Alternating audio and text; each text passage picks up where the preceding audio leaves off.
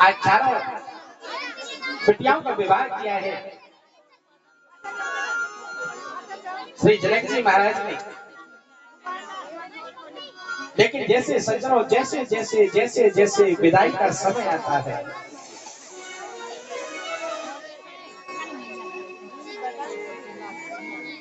आज जनक जी जब से विवाह उत्सव मना रहे हैं ना, तब से तो महाराज जनक जी बड़े खुश हो रहे हैं। लेकिन आज जैसे ही विदाई का समय आ रहा है, जनक जी के जो हृदय का पहाड़ है ना, वो धीरे धीरे फूटता हुआ जा रहा है।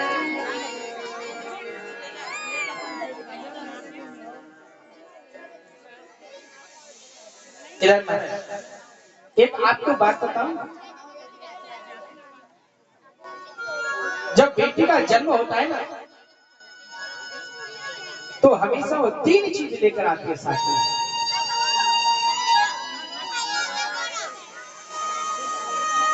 पहली शक्ति, दूसरी खुशी, दूसरी लक्ष्मी और तीसरी खुशी लेके आती है साथ में।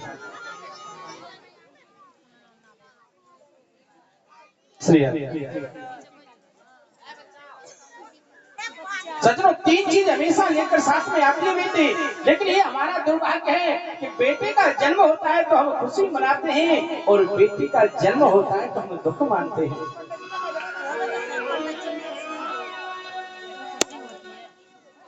लेकिन आपने देखा होगा 3 चीज हमेशा साथ लेकर आती है, एक शक्ति, एक लक्ष्मी और दूसरी खुशी साथ में लेके आती है। आपने देखा होगा जिस बेटी का विवाह होता है, विवाह योग्य होती है, उसके पिता को बड़ी चिंता हो जाती है उसकी। और जब तक उसके लिए योग्य वर ढूंढ नहीं लेता है, तब तक महाराज वो कहीं ना कहीं भटकता रहता है। जो जहां बताता है वो वही जाता है। न भूख की चिंता रहती है उसे, न प्यास की चिंता रहती है, और ना ही महाराज को कभी चिंता है। कभी ये नहीं कहता है कि मैं नहीं जाऊंगा, वो ये कहता है भैया तुम जहां बताओगे मैं वही जाऊंगा।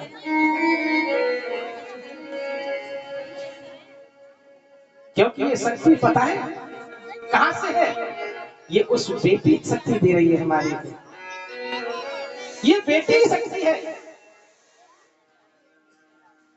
और महाराज आपने देखा होगा जैसे धीरे धीरे धीरे धीरे जैसे विदा का समय आता है, बाप के पास 1 रुपया भी नहीं होता है, शादी विवाह करने की कोई व्यवस्था नहीं होती है, बड़ी टेंशन करता है। लेकिन पता नहीं कहीं ना कहीं से किसी न किसी के माध्यम से सज्जनों उस बाप के पास में उस बेटी के विवाह के करने के लिए पैसे आ जाते हैं, क्योंकि वो कहीं ना कहीं से व्यवस्था करती है। और तीसरे नंबर की होती है खुशी। जब तक बेटी घर में रहती है महाराज, जब शादी होती है, अड़ोसी पड़ोसी नातेदार रिश्तेदार महाराज सभी आते हैं।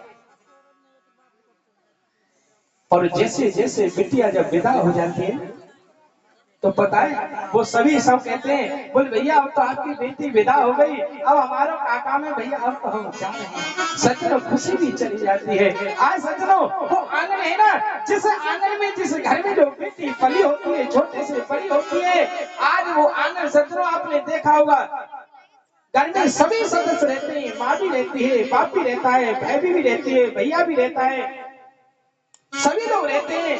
लेकिन एक व्यक्ति वहां से चला जाता है तो सज्जनों वो घर सूना सूना लगने लगता है।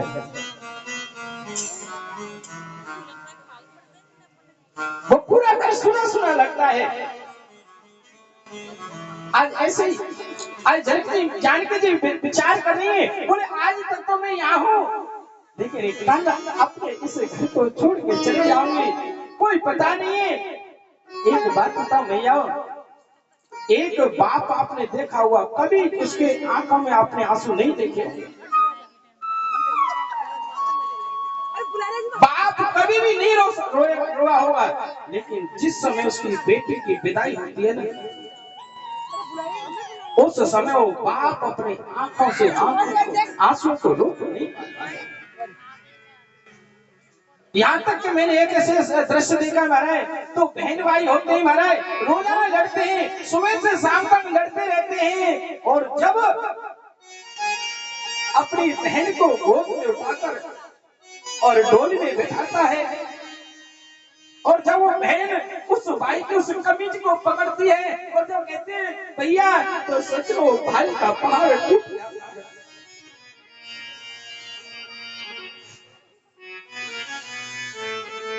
और सज्जनों को अपने हृदय को रोक नहीं पाता है, और बार बार ये कहता है कि आज ये मेरे से ओझल हो रही है, मेरे से दूर हो रही है। किसी व्यक्ति ने कहते बोले भैया, अरे तू तो रोजाना लड़ता था इससे, अरे तू तो रोज लड़ता था, तू रोज कहता तू कब जाएगा मेरे यहाँ से। और वो कहता है बोले लड़ती मेरे से जरूर थी, लेकिन मेरा इतना ख्याल रखती थी, इतना ख्याल रखती थी कि अगर मैं रोटी नहीं खाता था ना, तो जब तक मुझे मना के रोटी नहीं खिलाती थी, जब तक वो रोटी और एक बात बताओ, एक बेटी के लिए बाप ही नहीं रोता है, एक बेटी के लिए माँ ही नहीं रोती है। अरे एक जो अच्छी सुपात्र बेटी होती है ना, उसके लिए तो महाराज मैंने देखा है, अड़ोसी पड़ोसी सगे संबंधी सभी होते हैं। आज ऐसे जानकी जी कह रही है, बड़ी दुखी हो रही है। आज सज्जनों जनक जी महाराज कह रहे हैं, बोले भैयाओ, अरे भैया मैं सबसे कह रहा हूँ, बोले भैयाओ बेटियों से कोई लेह मत लगाना, क्योंकि ये बेटी बहुत बर्बादी है। पता है ये बेटी होती है, ये धान की पौध की तरह होती है।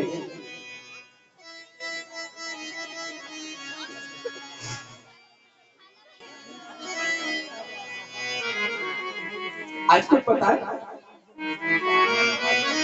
ये जो बेटी होती है ना,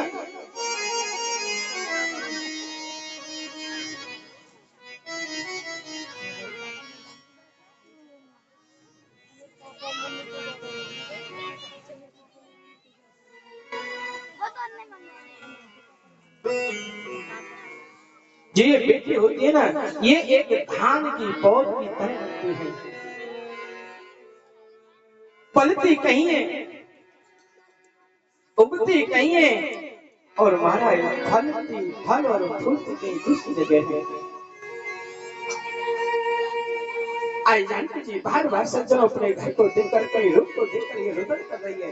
बोले राम राम, बोले आज तो मैं इससे अपना कहती हूँ, आज सबसे ये कहती हूँ ये मेरा है, लेकिन आज शादी हो जाएगी तो ये मेरा सब पराया हो जाएगा। आज जानकी जी कह रही है अपनी माँ से, मैं चिड़िया तेरे आंगन की, मैं चिड़िया तेरे आंगन की, मैं उड़िया तेरे आंगन की,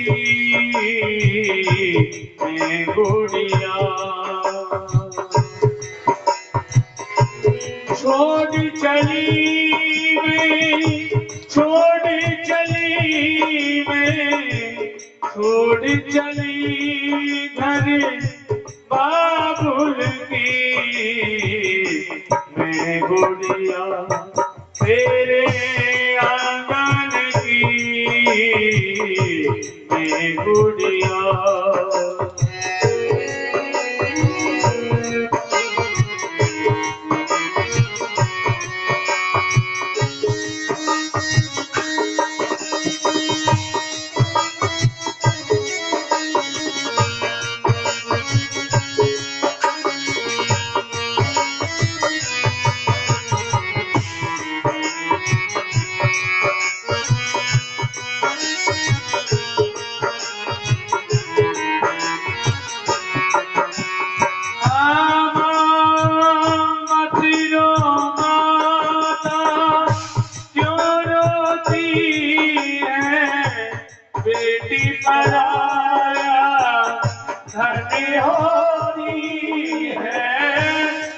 पिनो माता क्यों रोती है, बेटी पराया धनी होती है। अपनी माँ को कह रहे, बोली माँ आप क्यों रोती हो? बोले आप रोगे तो बाबा को धीरे कौन बनाएगा? और माँ बेटी तो हमेशा से पराया धन है, अरे उसका कहीं घर नहीं है। आज जानकी जी कैसे करे? ओ धनवान धन की गुड़िया तेरे आंगन की मैं गुड़िया।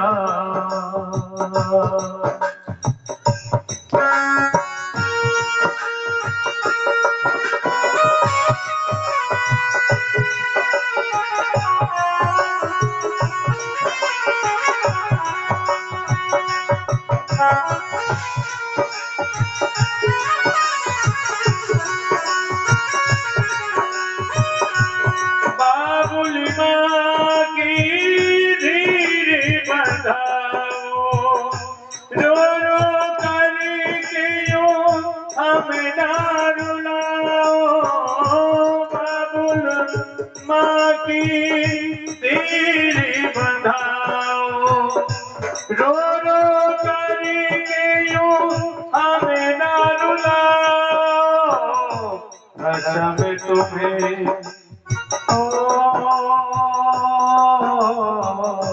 कसम तुम्हें मेरे अश्वन की मैं गुड़िया तेरे आंगन की मैं गुड़िया।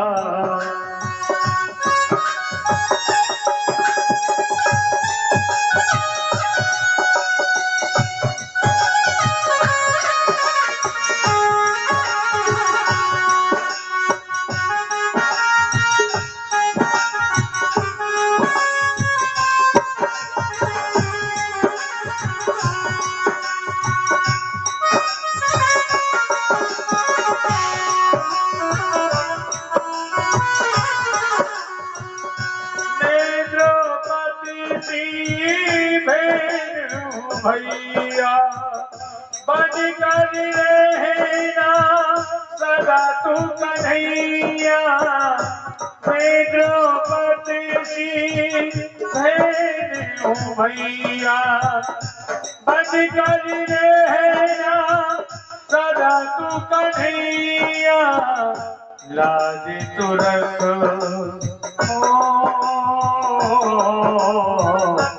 लाज तू रखना रखियन की मैं गुड़िया तेरे आंगन की मैं गुड़िया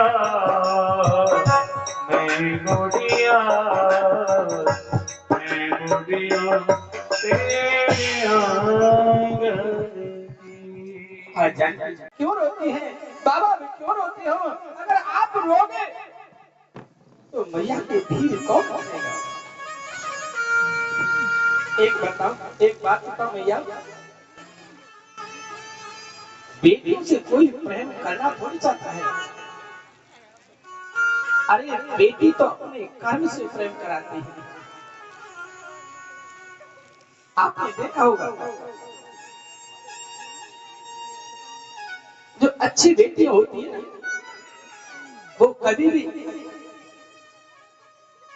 अपनी माँ, अपने बाप, अपने चाचा, ताऊ, चाची, सत्रह किसी का वो कहा नहीं टालती है। कोई कहता है हार भाग के सबके काम तो करती है, यहाँ तक के हमारे कोई पड़ोसी बोलते ना सबके काम तो करती है।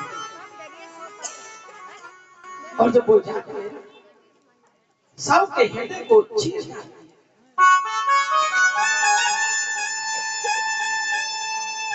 जो इंसान जिंदगी में कभी रोता नहीं है, लेकिन जो बेटी का जब विदाई का समय होता है सज्जनों, उस इंसान का पहाड़ टूट जाता है। उसे कोई संभालने वाला रोकर रहता नहीं। एक बात बताओ भैया,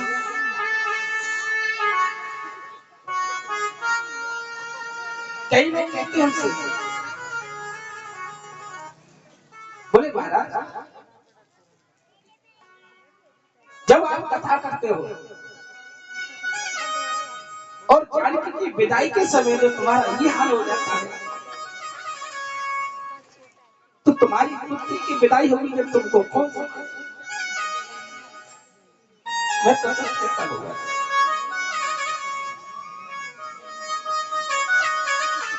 उस समय तो ठाकुर जी संभाल सकता और कोई नहीं। एक बात बताओ, घर में पुत्र होना जितना जरूरी नहीं है, जितना घर में पुत्री होना जरूरी है। अगर आपके घर में 4 पुत्र हैं तो जरूरी नहीं है कि आपको एक गिलास ठंडा पानी मिल जाएगा, लेकिन अगर एक बेटी होगी आपके पूरे घर को बांध के रखेगी।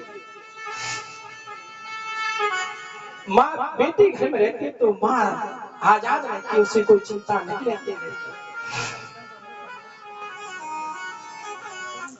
पिताजी पर्दे से घर से कहीं से आए हैं, अगर बेटी किसी कार्य में व्यस्त होगी ना, तुरंत पापा का लुकमन देखेगी, पापा भूखे हैं कि पापा प्यासे हैं, तुरंत मारा उनके खाने पीने की तुरंत व्यवस्था करेगी।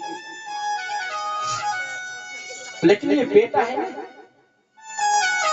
बेटा तो ऐसे होते हैं महाराज, अगर पिताजी इस दरवाजे से आए हैं तो बेटा ऐसे दरवाजे से बाहर निकल जाते हैं, क्योंकि बेटा हमेशा तोड़ फोड़ का काम करते हैं और बेटी हमेशा घर को संजो के रखती है। आपने कभी देखा होगा, कभी मेला में लेके गए हो बेटी को,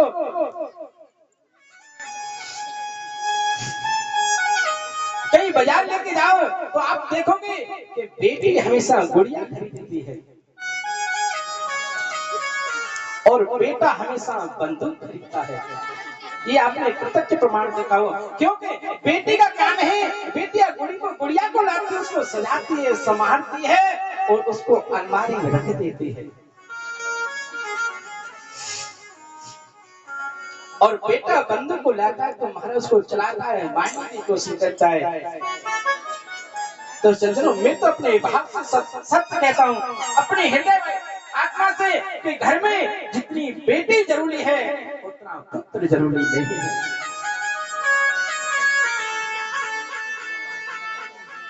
क्योंकि बेटी का विवाह हो जाता है ना, उसके बाद भी महाराज इतनी दूर बैठ कर भी अपने माँ बाप की चिंता करती है। अगर उसकी कोई भाभी खराब आ जाए, कोई गलत आ जाए, माँ बाप को किसी प्रकार से कष्ट देती है तो उस बेटी के सज्जनों मन में बड़ा कष्ट होता है। और महाराज भगवान से जाकर बार बार एक ही प्रार्थना करती है, हे परमात्मा मेरी भाभी की बुद्धि को ठीक करो, मेरे बाप बाप को सुख दे, मेरे बाप बाप को सुख दे, मेरे बाप बाप को सताए नहीं। क्योंकि बेटी हमेशा सज्जन अपने माँ बाप की भलाई चाहती है। आज ऐसे सज्जनों, आज जनक जी महाराज हैं, आज जानकी जी को विदा कर रहे हैं। आज जानकी जी महाराज, आज जनक जी महाराज ने जानकी जी की डोली को पकड़ लिया है। बोले भाई बेटी बेटी, आज सज्जनों जनक जी महाराज कहने लगे, बोले भैया कोई भी बेटी से इतना प्रेम मत करना, जो बेटी जब जाती है ना तो घर सुना सुना हो जाता है, कुछ दिखाई नहीं पड़ता है। अरे जिस आंगन में आज शादी थी, आज वो बेटी बेटी थी, तो महाराज कितने सुंदर सुंदर फूल थे, कितने सुंदर सुंदर लोग थे, लेकिन जो बेटी चली जाती है ना सज्जनों, बिल्कुल वीरान हो जाता है, कुछ नहीं रहता उसका।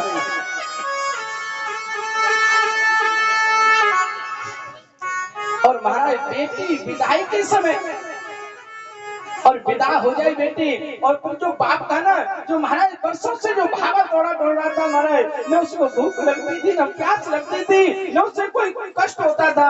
लेकिन जो बेटी विदा हो जाए ना, और उससे कहना बोले भैया वो टेंट वालों आयो है, थोड़ा सा बात को हिसाब करते हो, बताओ बाप क्या कहता है। बोले भैया आओ, मेरे अंदर शक्ति नहीं है। फिर बात नहीं करनी।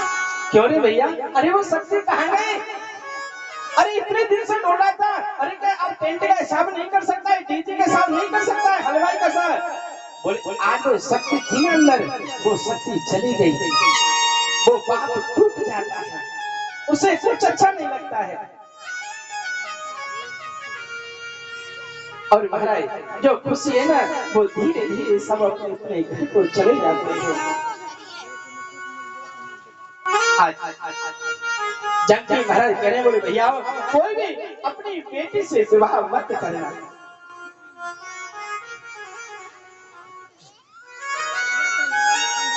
आज जानकी महाराज बेटी से कह रहे हैं, बोले बेटी अब तू देखो तेरा विवाह हो गया है, तू दूसरे घर को जा रही है, तो बेटी एक मैं तेरे को कुछ शिक्षा दे रहा हूँ। बेटी उस शिक्षा का तू धारण करना।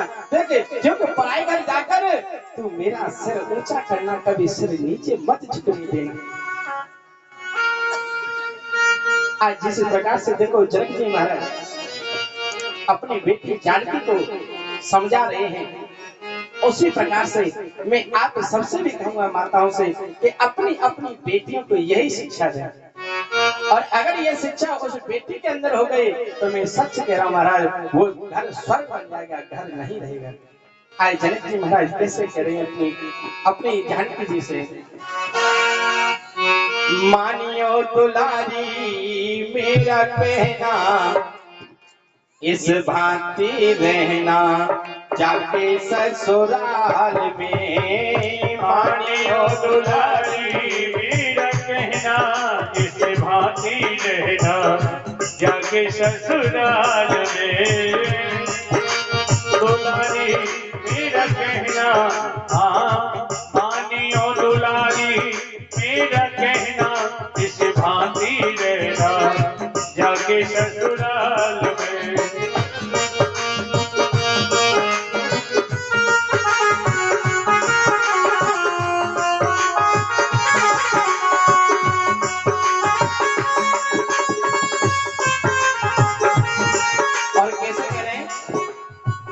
सब कुछ पड़ेगा बेटी सहना, पर कुछ मत कहना जाके ससुराल में। सब कुछ पड़ेगा बेटी सहना, पर कुछ मत कहना जाके ससुराल में। मानियो दुलारी मेरा कहना, इस भांति रहना जाके ससुराल में।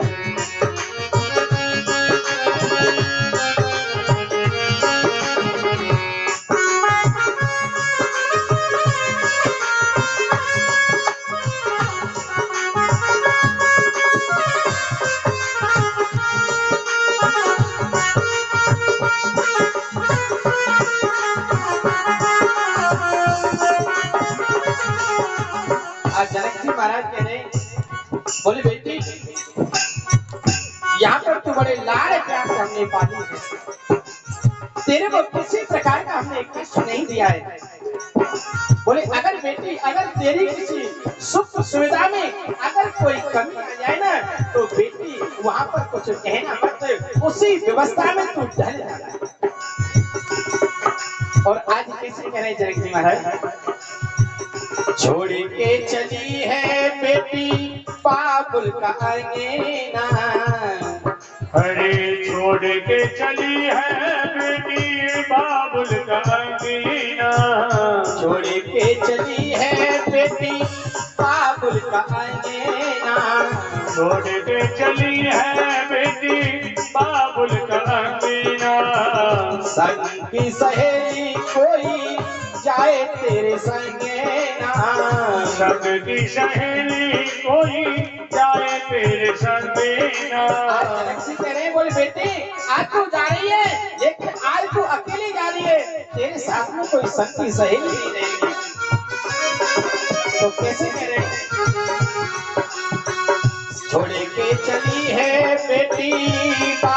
का अंगना, छोड़ के चली है बेटी बाबुल का अंगना।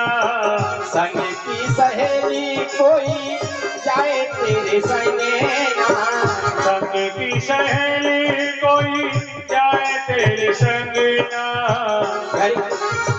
अपने घर की आन बान, अपने घर की आन बान, रखना बेटी स्वाभिमान, रखना बेटी स्वाभिमान।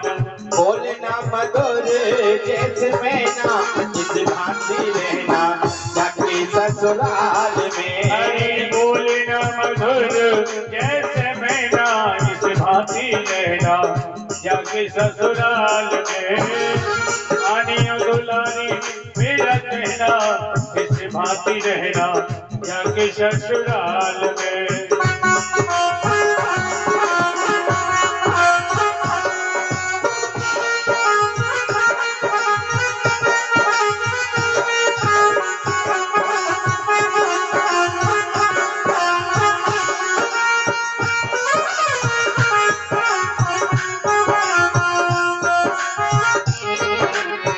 जनक महाराज कहने बोले बेटी अगर कोई बात भी हो जाए ना तो तीखे स्वर में किसी से बोलना मत, मधुर बोलना। मैना जैसे अगर तुम मधुर बोलोगी ना तो सब तुम्हारे अपने हो जाएंगे। और कैसे समझा रहे हैं? माता के समान अपनी सासू जी को मानना, माता के समान अपनी सासू जी को मानना। माता के समान अपनी सासू जी को मानना, माता के समान अपनी सासू जी को मानना। पिता के समान अपने ससुर जी को जानना, पिता के समान अपने ससुर जी को जानना। आप विचार करो, जिस घर में अगर अपनी सासू को मां मानोगे तो क्या उस घर में कोई विवाद होता है क्या? और जिस घर में सासू बहू को बहू नहीं माने, बेटी मानेगी, तो उस घर में सज्जनों कभी विवाद हो ही नहीं सकता है। ये दोनों का ही है, सास को बहू को बेटी माने और बहू को सास को मां माने। आज ऐसे जनक जी महाराज कह रहे हैं, बड़े प्यारे प्यारे प्यारे शब्द समझा रहे महाराज माता जानकी जी को। माता के समान अपनी सासू जी को जानना, माता के समान अपनी सासू जी को जानना। पिता के समान अपने ससुर जी को मानना, पिता के समान अपने ससुर जी को मानना। और क्या कह रहे हैं? जेठानी का आदर करना, जेठानी का आदर करना। देवरानी से प्यार करना, देवरानी से प्यार करना। कितनी सुंदर शब्द का है। जेठानी का आदर करना, जेठानी का आदर करना। देवरानी से प्यार करना, देवरानी से प्यार करना। इन्हीं को समझना अपनी बहना, इस गांधी रहना जाके ससुराल में। इन्हीं को समझना अपनी बहना, इस भांति रहना जाके ससुराल में। आनियो दुलारी मेरा कहना, इस भांति रहना जाके ससुराल में।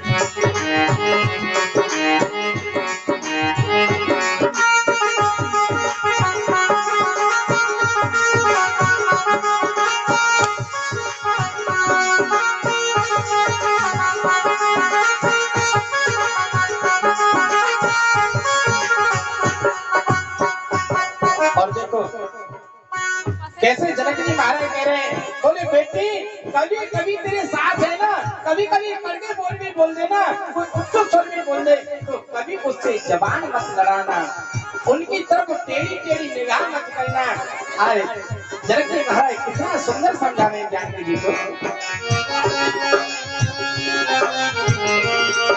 और कैसे कह रही है?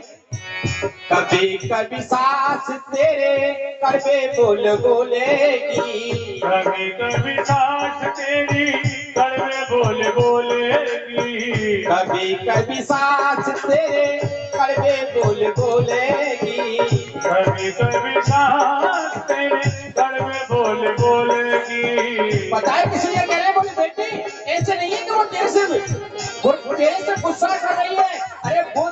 देखो टटोलेगी कि तेरा मेरे प्रति कितना वात्सल्य भाव है। तो आज जनक जी महाराज कह रहे हैं और आप भी अपनी अपनी बेटियों को यही शिक्षा दें। और कभी कभी साथ तेरे कड़वे बोल बोलेगी, कभी कभी सास तेरे कड़वे बोल बोलेगी, मारे मारे ताने तेरे हृदय को टटोलेगी, मारे मारे ताने तेरे हृदय को टटोलेगी, मारे मारे ताने तेरे हृदय को टटोलेगी, मारे मारे ताने तेरे हृदय को टटोलेगी। और कैसे कह रहे हैं?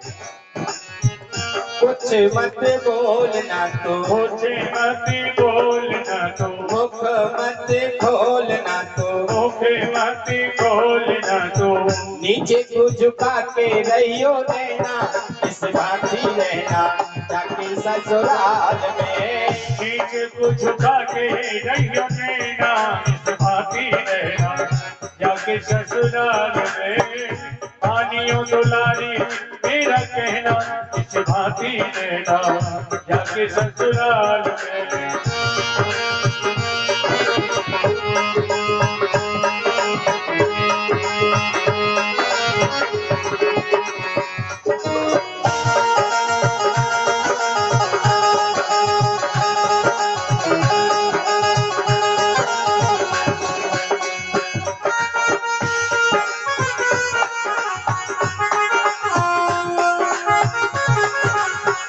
मानियो दुलारी मेरा कहना, इस भांति रहना जाके ससुराल में, मानियो दुलारी मेरा कहना, इस भांति रहना जाके ससुराल में, इस भांति रहना जाके ससुराल।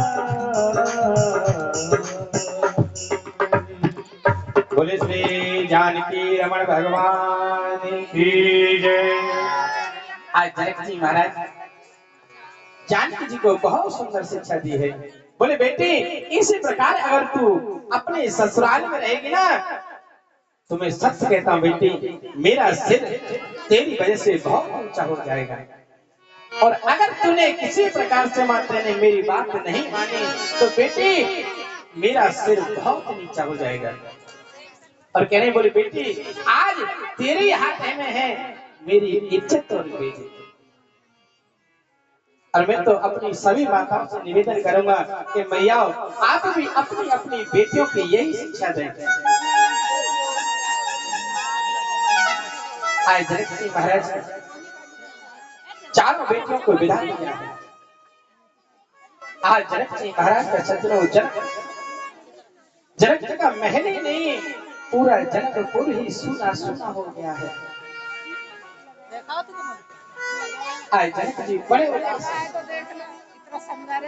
लेकिन कर क्या सकते हैं, बेटी तो पराया धन है, उसे तो किसी न किसी एक दिन जाना ही पड़ता है। आज अयोध्या में आए हैं दशरथ जी अपने 4 पुत्र वधुओं को लेकर, माता कौशल्या ने बड़ा ही स्वागत किया है, बड़ा स्वागत किया है। आज सदनों अयोध्या में बड़ा ही आनंद आया है।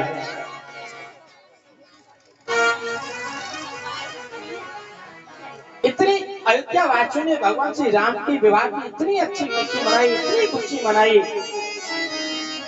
और महाराज कभी कभी क्या होता है कि खुशी को नजर लग जाती है, और आज उस खुशी को नजर लग गई। आज दशरथ जी महाराज अपने राजमहल राजसभा में बैठे थे कि आज वहां दर्पण देखने लगे, तो उनको दर्पण के पास में क्या देखते हैं कि कान के पास में सफेद बाल दिख रहा है। आज दशरथ जी ने कहा बोले भैया, बोले अब तो मेरा बुढ़ापा आ गया, सफेद बाल हो गए, बोले अब मेरा बड़ा पुत्र राम है, थोड़ा समझदार भी है, बोले अब इसको राजा बना दो, और मैं जो मेरा मानव तन से जो जुड़ा हुआ काम है, साधु संतों की सेवा है, आश्रमों की सेवा है, तथा भागवत में सेवा है, उस सेवा को मैं करता हूं।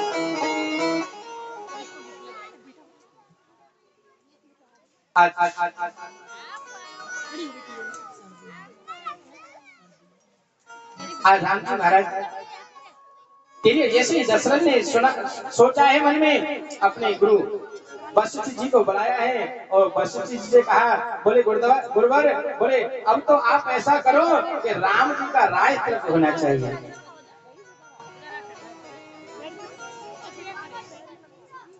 अब राम जी का राज तिलक, अब तो वशिष्ठ जी बोले तो गुरुवर अरे राजन इससे सुंदर मुहूर्त कौन सा होगा। बोले परसों ही राम जी का राज तिलक कर दिया जाए। आज सज्जनों जैसे ही राम जी के राज तिलक की अवध वासियों को सूचना मिली है तो अवध वासी बड़े खुश हुए, बड़े प्रसन्न हुए हैं।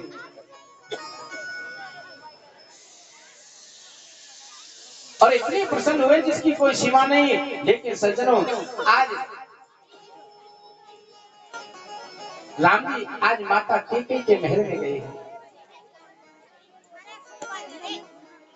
और बाबा माता कैकेयी से बड़ा ही निवेदन किया है। बोली माँ, क्योंकि तू जानती है कि मैं पृथ्वी का भार डालने के लिए आया हूं और अगर इस राजपाट में मैं फंस गया तो जो मेरा आगे का कर्म है वो रुक जाएगा। बोले माँ, मैं तेरे से निवेदन करता हूँ। बोले तू ऐसा करे, महाराज दशरथ के पास में जा और पिता महाराज से मेरे लिए 14 वर्ष का वनवास। आए सज्जनों लेकिन कैकेयी लिखा, बोले राम आप कैसी बात करते हैं ये? अरे आपको पता नहीं कि महाराज आपसे कितना प्रेम करते हैं। बोले आपके बगैर वो जीवित नहीं रह सकते हैं।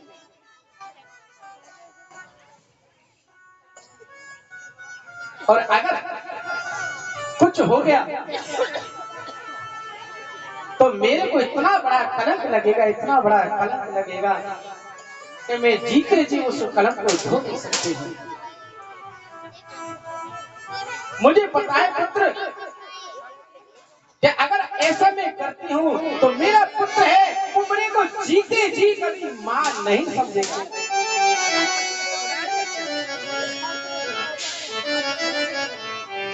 और बेटा मुझे पता है कि जीते जी कोई भी अपनी बेटी का नाम कैकेयी नहीं रखेगा। बेटा मेरे ऊपर बहुत कलंक लग जाएगा। लेकिन आज राम जी ने कहा, बोले मां कुछ भी हो, कुछ भी करना पड़े, लेकिन ये तो तेरे को करना ही पड़ेगा। कई लोग सज्जन माता कैकेयी को निंदनीय कहते हैं, उसकी बुराई करते हैं। लेकिन मैं बताऊं मां जाओ, माता कैकेयी निंदनीय नहीं है। अरे माता कैकेयी बहुत बड़ी पूजनीय है। अरे जिस कैकेयी ने मेरे भगवान के लिए अपने सर्वस्व को नौछावर कर दिया, क्या आप उसकी निंदा नहीं कह सकते हो? क्या उसकी बुराई करते हो? महाराज ऐसी बुराई करते हो तो पाप लागते हैं। आप विचार करो, अगर माँ कैकेयी नहीं होती और अगर भगवान को वन में नहीं भेजती तो भगवान राम को कोई भगवान कहता? कि राम को भगवान बनाने का कोई अगर साधन है, कोई रास्ता है, कोई मार्ग है तो मां कैकेयी है। क्योंकि जब कैकेयी मां नहीं होती तो राम भगवान राम नहीं होते। ये मां कैकेयी कृपा है। और कैकेयी को पता है कि राम के जाने से महाराज जीवित नहीं रह सकते हैं। आप विचार करो, नारी का सबसे बड़ा सौभाग्य क्या होता है? नारी का सबसे बड़ा खुशी का साधन क्या होता है? कोई मकान थोड़ी होता है, कोई बंगला थोड़ी होता है, कोई गाड़ी थोड़ी होती है। अरे नारी का सबसे बड़ा खुशी का साधन होता है उसका पति। अगर उसका पति है तो उसके पास में सब सुख है। और अगर एक पति नहीं रहता है ना तो उस औरत के लिए, उस नारी के लिए सज्जनों पूरा राज बिल्कुल वीरान लगता है, कुछ अच्छा नहीं लगता है। केकई माने और राम के कहने से महाराज बोले ठीक है भैया, राम तू जैसा कहना मैं मानूंगा। तो मैया केकई नंदनी नहीं है, अरे केकई तो वंदनी है, क्योंकि उसे पता है क्योंकि राम के कहने से महाराज जैसे वनवास मांगा है और राम जी वन में गए हैं और दशरथ जी का सज्जन प्राणांत कर गया है। आपको पता है जीते जी भरत ने कभी केकई अपनी माँ को मां नहीं कहा, उसकी शक्ल नहीं देखी है। आप विचार को इतने बड़े पाप को लेकर कौन ऐसी नारी होगी जो इतना बड़ा वजन भारी सिर पर रखती है। लेकिन ये सहाय तो किसने सहाय? माँ केकई ने सहाय। माँ केकई बहुत ही पूजनीय है। आज राम जी कहे बोले माँ आप ही कुछ कर सकते हैं और कुछ नहीं, अगर मैं राजपाट में रह गया तो मैं यहीं रह जाऊंगा, आगे का कुछ नहीं कर पाऊंगा।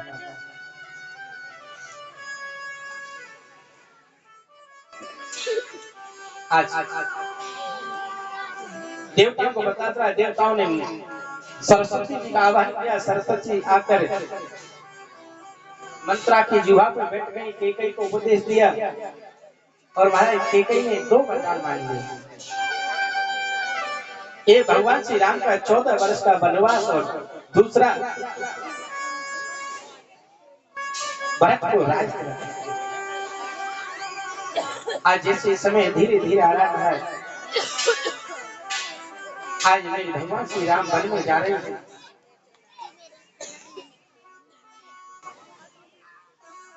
आज अयोध्या वासी जाने लगे।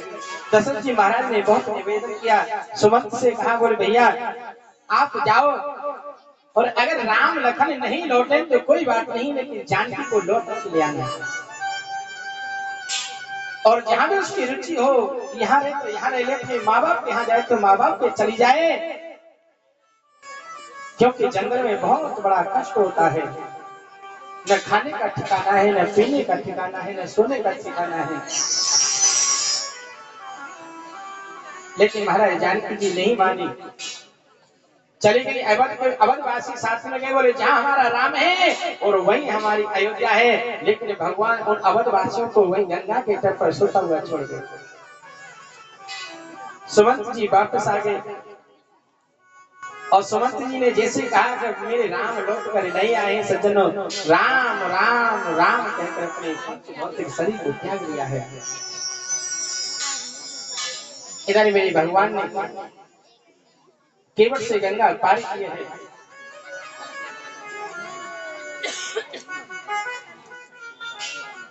अपने मित्र से मिले हैं भगवान।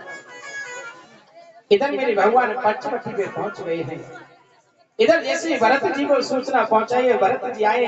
भरत जी ने अपनी माँ केकई से बहुत कट वचन बोले हैं और उसके बाद में मेरे भगवान से मिलने के लिए पंचवटी पे गए हैं। बड़ा मिलन हुआ उनका और वहां से क्षण पाता लेकर अपने अयोध्या में आए हैं और उन्होंने एक प्रण कर लिया है, बोले मैं जब तक मेरे भगवान राम वन में रहेंगे, जब तक मैं भी अयोध्या में नहीं रहूंगा सज्जनों। नंदी ग्राम में एक गुफा बनाई है, बोले जब तक मेरे भगवान जमीन में सोएंगे, जब तक मैं भी जमीन में सोऊंगा, वो जब तक नंगे पैर रहेंगे मैं भी नंगे पैर रहूंगा। वहीं पे महाराज सुपर्णखा आ गई, मेरी लखन लाल ने उनके नाक कान काट दिए हैं। रावण आया, मामा मारीच के सोने का मृग बनाकर मेरे भगवान को छलकर मेरी माता जानकी को उठा ले गया अशोक वाटिका में। मेरे भगवान ढूंढते ढूंढते माता सभी के आश्रम पर गए, क्योंकि वो कथा मेरे को समेटनी पड़ेगी, क्योंकि 4:15 बज गए। भाई लाला को तो जन्मोत्सव को मतलब ही ना, और आज शुक्र वैसे सब्जी ले और मैया जान ली। दूध की तो कोई बात ना है, अवेरे सवेरे ले आते, लेकिन अगर सब्जी छूट गई तो हमारा 8 दिन की जावे मोर और भाई करेंगे। बोले राधे राधे। हनुमान लाल से मित्रता हुई, लंका पे विजय पाई मेरे भगवान ने, और लंका पे विजय पाकर और अपने अयोध्या में आए हैं। आज सज्जनों अयोध्या वासियों की खुशी का ठिकाना नहीं रहा, क्योंकि जब तक भगवान में वन में रहे हैं, जब तक किसी अयोध्या वासी ने अपने घर पर कोई मंगल गीत नहीं गाए हैं, किसी ने अपने बेटी की शादी नहीं की है, अरे किसी ने वस्त्र सुंदर सुंदर वस्त्र आभूषण नहीं पहने, किसी ने श्रृंगार नहीं किया है, और किसी ने पैरों में कोई चप्पल जूता नहीं पहने, क्योंकि उनका उद्देश्य है कि मेरे भगवान जब वन में रहते हैं वो जमीन में सोते, हम जमीन में सोएंगे। अरे वो वस्त्र नहीं पहनते तो हम भी ऐसे रहेंगे। बोले जब भगवान हमारे पास में नहीं है तो मंगल गीत किसके गाएं। आज भगवान जैसे आए हैं, आज हम जो दीपावली का पर्व मनाते हैं ना, ये अपने भगवान की खुशी में मनाते हैं, क्योंकि 14 वर्ष का वनवास काट कर ही मेरे भगवान दीपावली के दिन अयोध्या में आए हैं। आज अयोध्या वासियों ने अपने दरवाजों पर, अपने घरों में महाराज ऐसी सुंदर सजावट की है। सबने महाराज 14 वर्ष में जितने दिन और रात होते हैं, इतने महाराज दीपक पूरी अयोध्या में लगे हैं। आइए बड़ी भाव से प्रेम से आज भगवान श्री राम का राज तिलक हुआ है। आज सज्जनों एक छोटा सा कीर्तन भगवान की राज तिलक की खुशी में।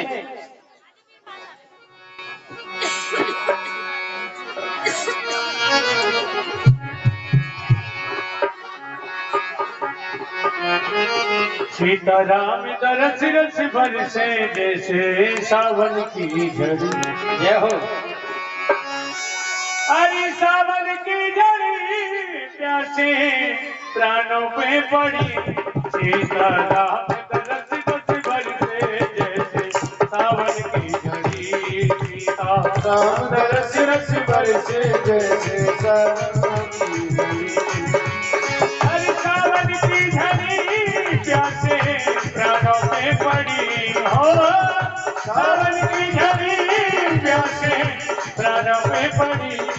सीताराम दरस रस बरसे जैसे सावन की झड़ी। सीताराम दरस रस बरसे जैसे सावन की झड़ी।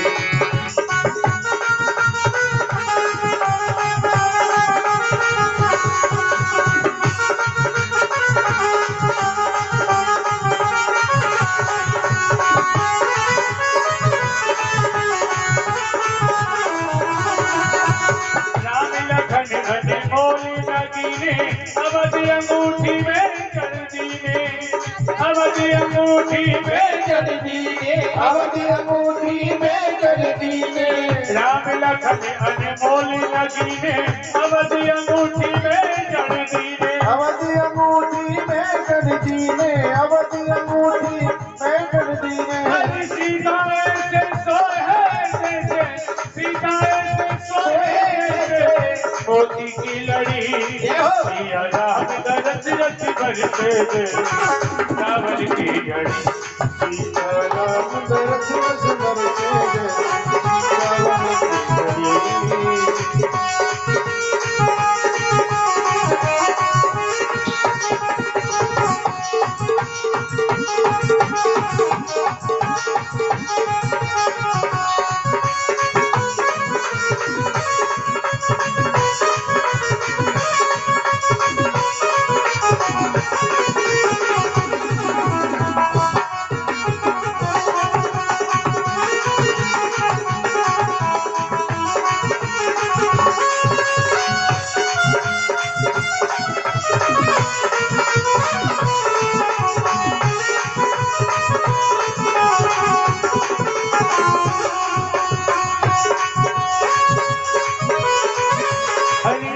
सिया करूप निहारी। नाचे गावे नरी और नारी। नाचे गावे नरी और नारी। नाचे गावे नरी और नारी। हरि राम सिया करूप निहारी। नाचे गावे नरी और नारी। नाचे गावे नरी और नारी। नाचे गावे नरी और नारी। चलो सखी दर्शन कर आवे।